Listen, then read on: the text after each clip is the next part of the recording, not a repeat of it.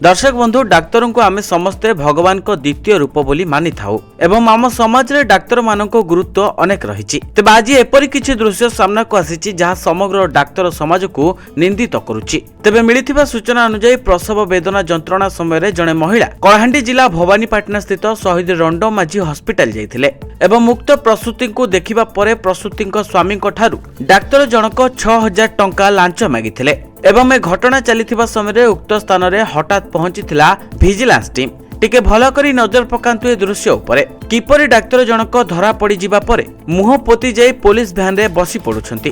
तेबे घटना सामना को आसीबा परे उक्त स्त्री और प्रसूति विभाग डाक्तर अशोक दास को क्वार्टर सह तांको चैम्बर रे विजिलेंस रेड मारिथिबा देखिबाकू मिलिछि। तेबे देखा जाऊ ए लांचुआ सरकारी डाक्तर केते कलाधन पदा को आसुछि। कलाहांडी जिल्लारू जगन्नाथ नायक रिपोर्ट न्यूज 95 ओडिया।